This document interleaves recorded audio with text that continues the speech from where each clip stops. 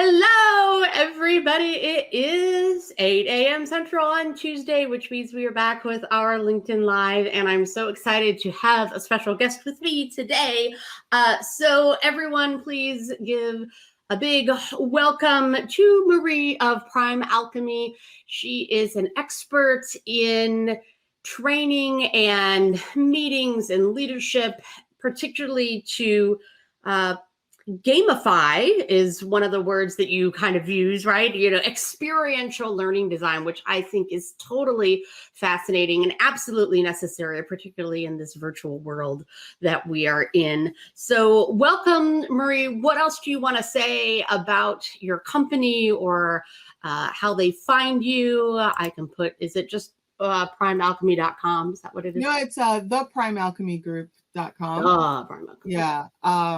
Although we do own Prime Alchemy, but we're not using it right now. Well, thank you for having me, Alison. I love the show and I love watching it.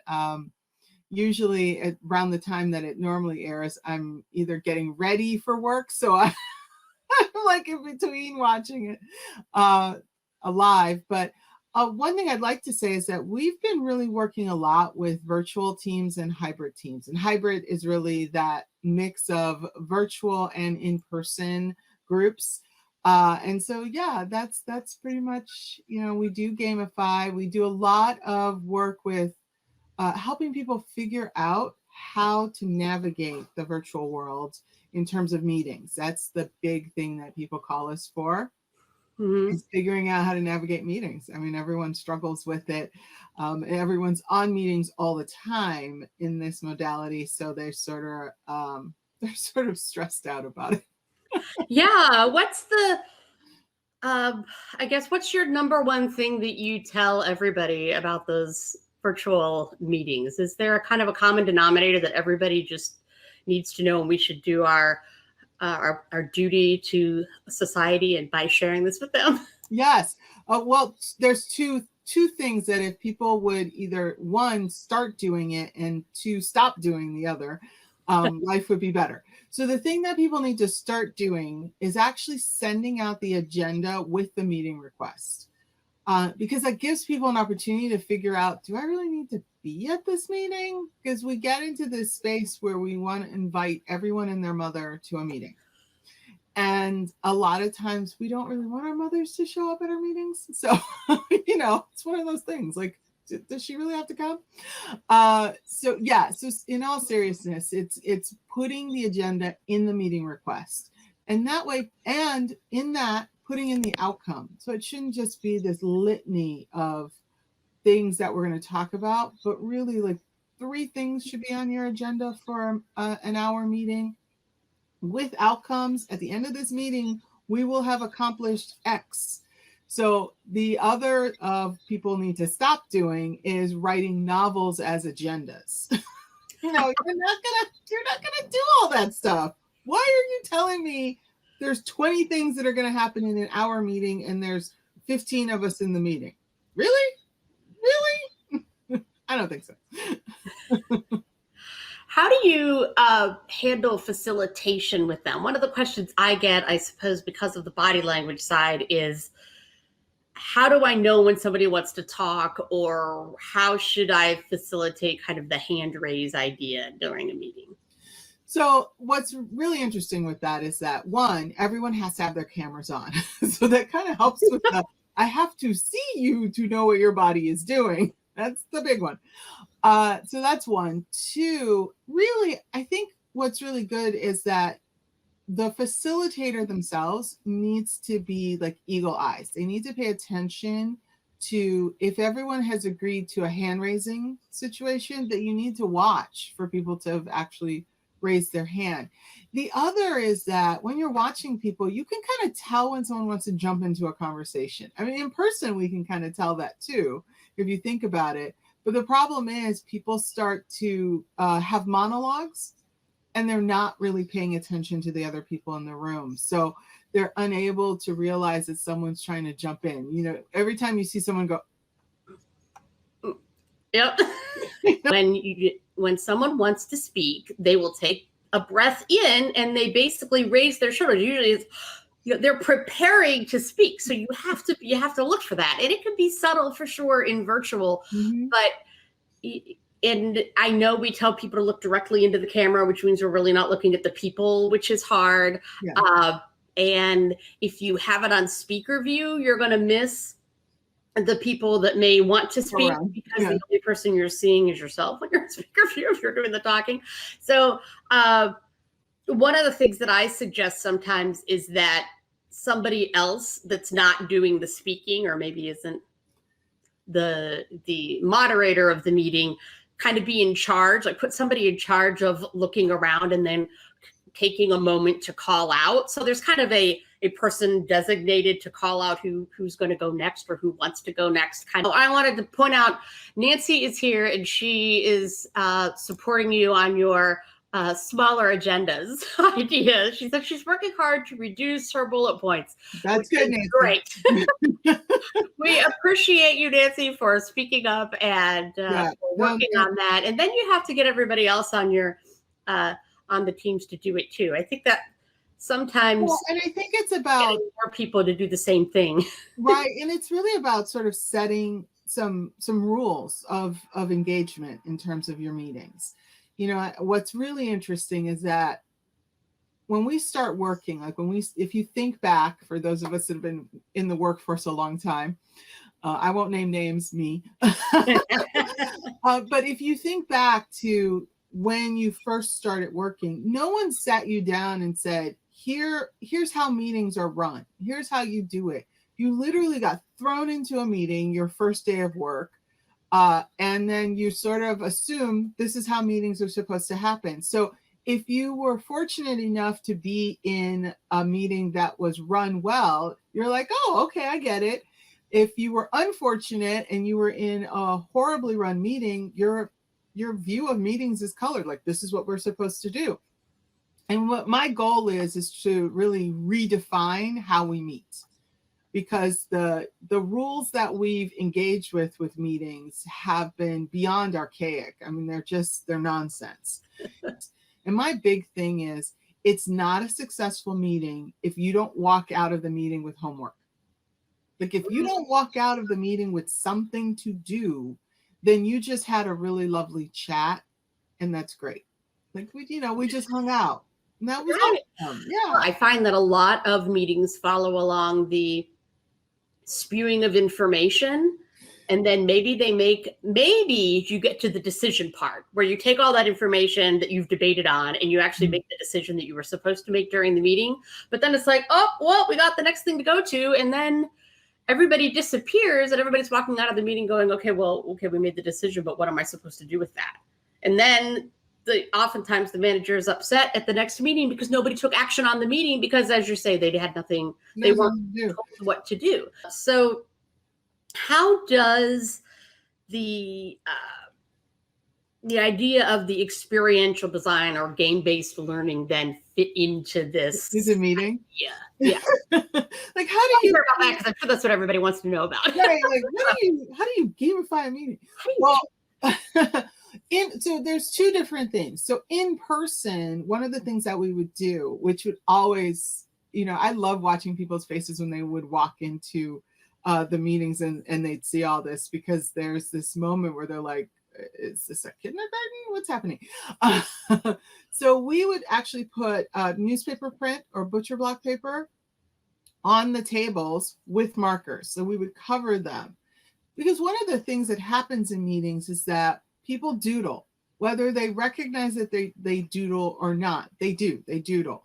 But part of that is that it helps the brain reset. So there is actual neuroscience around doodling that we don't really discuss because it's one of those, oh, that's what kids do. But, think of it this way. Everything that children do in the learning process as they're growing is really to help those synaptic fire.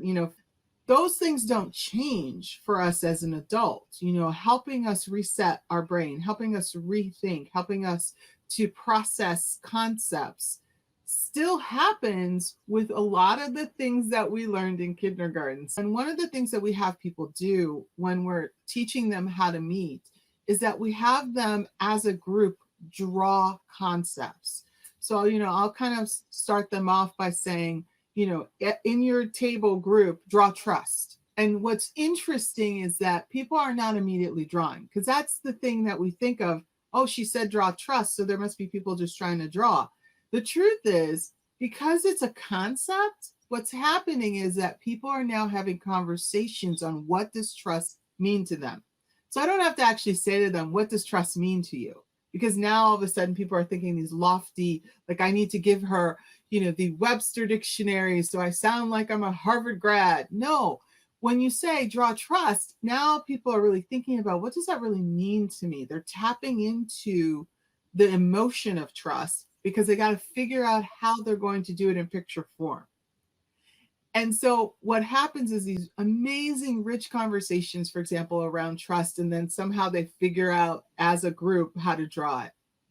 And the reason why I do that is to get them in this modality of actually talking to each other, because that's what meetings are about. A meeting should be conversations that are interesting. I can spend 2 hours watching a movie and be fully engaged in the movie and, jump at the right time or like fall in love with the characters at the right time. But yet you walk into a meeting where it's not passive, because a movie's passive.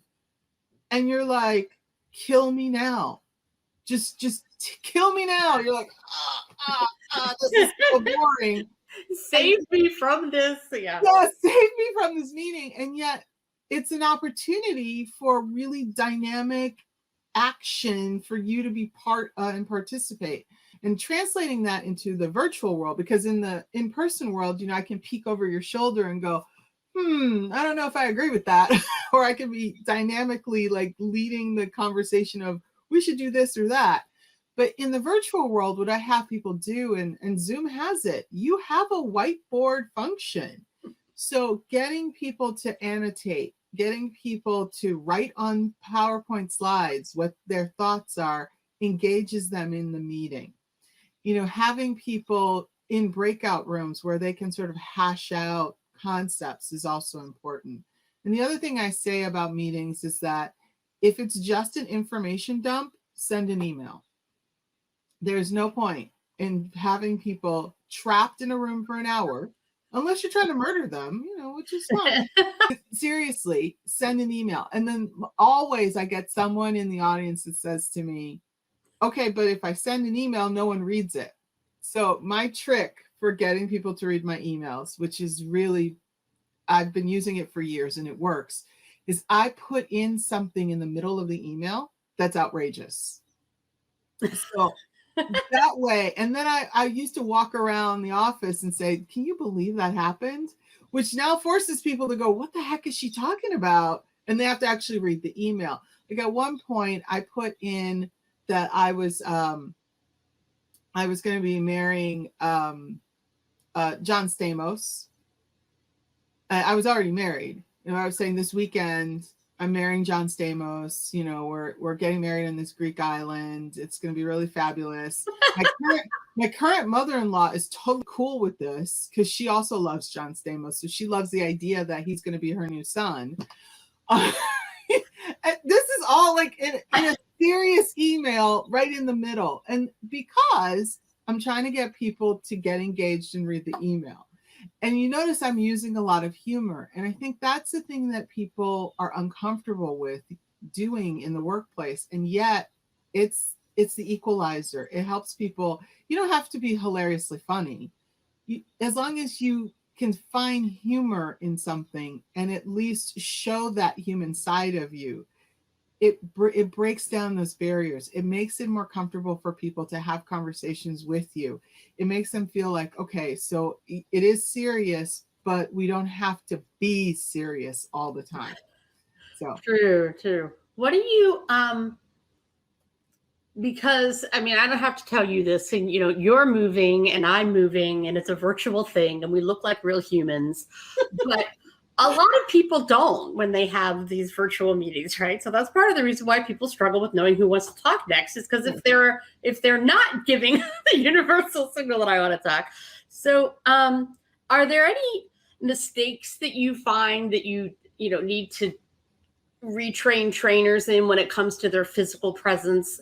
What are they, you hate to say doing wrong, but there is, sometimes there actually is kind of a right and wrong when it comes to your presence as the leader, as the trainer or the manager of the meeting. So how would you, kind of give them some tips on what they should be doing physically? Yeah, that's a great question. I teach a master class every quarter on transferring your in-person content into virtual. And so part of that is also helping people figure out how to present on this modality, because what happened and what I saw for a long period of time is that people who are great presenters in person would get on Zoom, for example, and they'd bomb. They'd be horrible because they were seeing themselves and they were so focused on seeing themselves that it distracted them. And so then they said, well, I can see myself, so I've got to sit up straight. I've got to, look at the camera. I have to like be stiff and I can't move. Like I'm not moving my head. Don't move your arms, like all this stuff's going on in their brain. And while they're doing that, now they look like a robot, and people are bored out of their minds going, oh my God. And then they're monotone on top of that. Because now all of a sudden, because I'm doing all this stuff and I'm paying attention that I have to do all this stuff, now I'm speaking like this. And so today I'd like to talk to you about, and you're like, oh my God, what just happened? And everybody else is like, where did you go? Like, my manager left the building. Somebody is taking over their bodies. They're an alien presence. What has Zoom done? What has Zoom done to you? And partially why I think Zoom got this bad rap, particularly, and why people are touting Zoom fatigue and all of these things. It's just for what you're saying. Yeah. We don't look like humans. We're not really connecting through the screen. The meetings are too long. Yeah. And somehow, for some reason, a year later, there's a lot of people that still haven't gotten the memo, and it still hasn't actually changed. Like, we still have to do this, right? Yeah, and that's kind of my big fear, or what my upcoming trainings are about, is like, okay, let's go back to in person, but we're going to have this hybrid thing going on, which is even harder because you're going to have half the people on the screen and half the people live. Address. Well, one of the things is, nice enough, Zoom figured out that people got nervous looking at themselves. So they have created an ability to stop looking at yourself. Like, you can literally, turn yourself off, so to speak. So that's one thing for people that are truly distracted by that. But the other thing is that I know best practices say, look at the camera, but, as we're talking, one, my camera is up. It's not one of the lower cameras, which is good. But two, I'm actually looking at you. I'm not really looking at the camera. But luckily, where my camera is located, it makes it easy. So it looks like I'm looking at the camera. But I think for that alone is important, is to actually look at the person so that you feel like you're making a connection with that person. I think with hybrids, which is going to happen, and it's going to be forever. Like, anybody that thinks we're going back to the way it was in 2019, you are living a delusion. Like, this is our life. Our life is going to be a hybrid of virtual and in person. That's how we're going to move towards everything. And that just means the technology is going to have to get better at being able to have massive people on screen, the leader or the presenter in the front of the room, and people in front of them. We're just going to have to get used to that. We're just going to have all these different options that are going to happen. And we're going to have more producers. Like, there's a job out there that is new and exciting, people. And it's about being a producer. And I actually produce for people in this modality right now. But I think there's really something that's going to be a really full-time person producing these meetings, so that you can focus on whatever you're presenting, and that there is someone there that's helping you navigate the people that are virtual and the people that are in person. Wanted to pick up some things from Nancy, who is still on with us, she said Hey, hi, a Nancy. blessing and a curse. And she also said, wow, a third of her team is in other countries. So that's another whole thing too, right? Like you might be dealing with different cultural attitudes, body language, preconceived notions, different accents, just verbally, how people sound when they're speaking English coming through here. So all of this training is super important. And your point that you made earlier about the fact that now I can hire somebody from anywhere in the world. Like now I can hire somebody who is an expert or who's qualified or who has the right cultural fit, and they don't have to physically be in the same city as I am. And that's a wonderful blessing, and it's also a curse. And the blessing part is that it opens the door for people to really stay in small towns that they love and be able to work in New York, as an example, or London or Paris, but still be in Paris, Texas, as an example.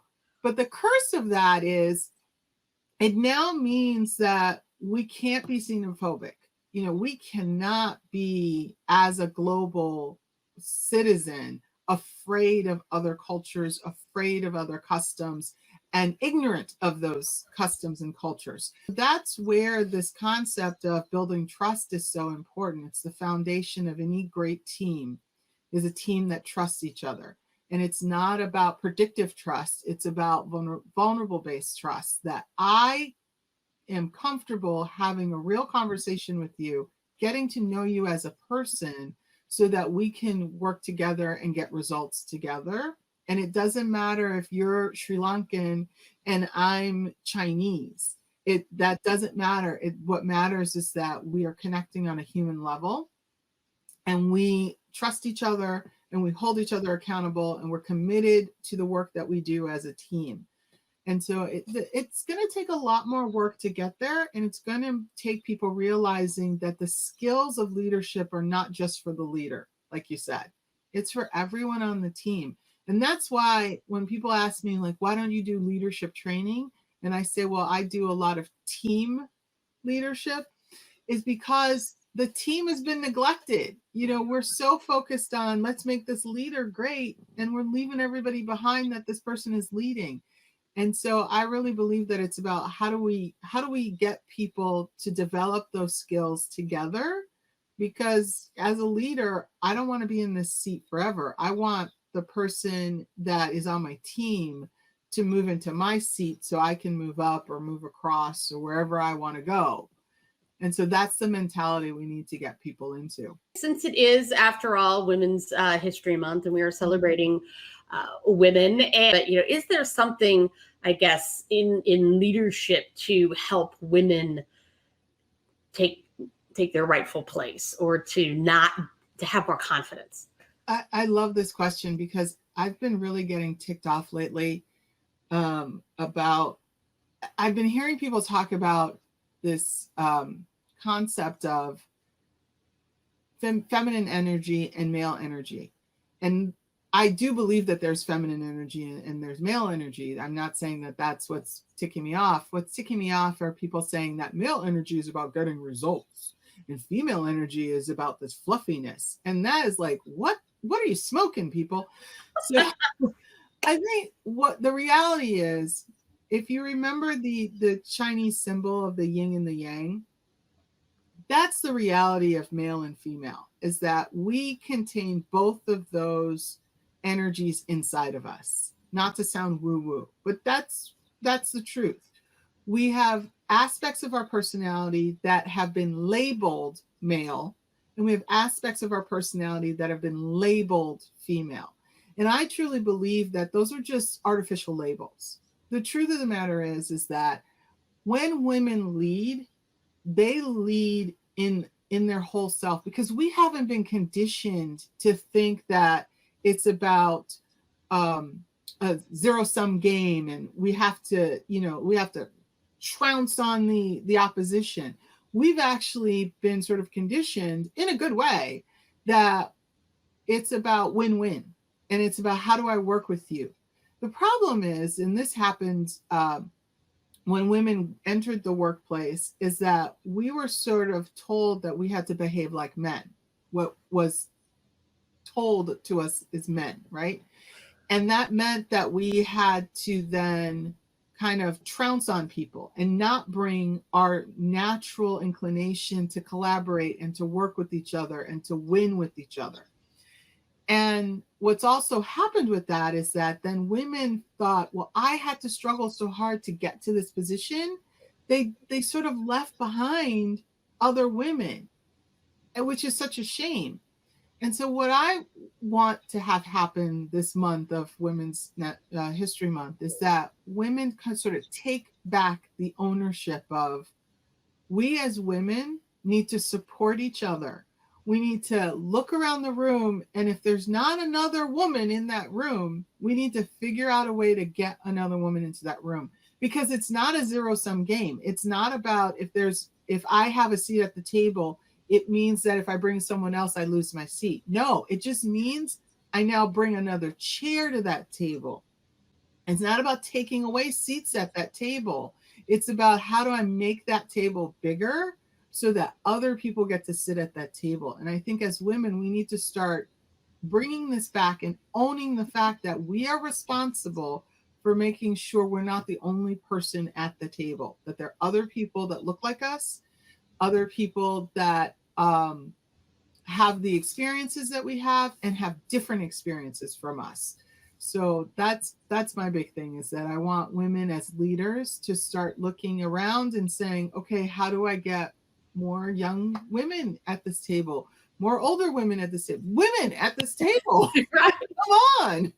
Women, I'm going to call it out. Women, we have some biases for other women. Let's face it. We have to get over those biases. If we think somebody is taller, leaner, prettier than we are, or whatever, that's a real thing. We have to examine ourselves and go, okay, did you not invite them to the meeting because they really didn't need to be there? Or did you not invite them to the meeting because you were a little bit intimidated by their loveliness? Some of those things. And so, I've been telling my female executives all the time, like, you got to keep it open, ladies, right?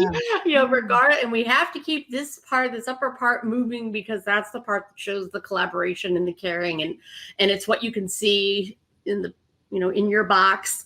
So, keep those signals going to encourage the other women to feel comfortable at the table, because you are also there for the first time. And one other point on that, because I know we have to go, but I'm on a mission to stop teaching girls to be nice and focus on being kind, because there's a difference between being nice and being kind. And, I'll quickly say nice is about, I want people to like me. Kind is about caring about other people, but not focused on being liked. And I think that's what we need to bring into boardrooms, is that we need to stop teaching girls that they have to be nice, because I don't have to be nice. I have to be kind. I have to be considerate, but that doesn't mean that I don't get to have a voice. As men, and I've been in those boardrooms where men try to talk over you. And, when you assert yourself, you get called all kinds of names. But I still believe that you can assert yourself in a kind way and still be heard and not trample over people. And it's, in the beginning, it's a battle, it's a struggle. But you have to be willing to get past this idea of, I want everybody to like me. I want to be nice. I want to be kind, but I also want to get things done. Yeah, so that's a whole conversation in of itself. We'll have to have you back to talk about that, because you're right, that's a big one.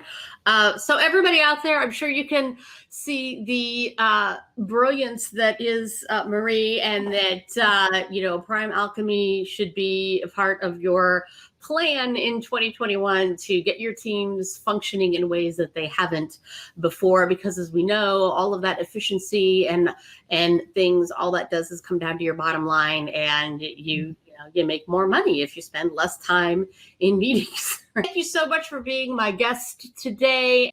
Just really great advice and thought-provoking stuff this morning. So take all of that with you as you go on with your day, everyone. Thank you so much. And we'll see you next week. Same time, same station, as they say, Tuesdays at 8 a.m. Central. Take care, everyone. Bye.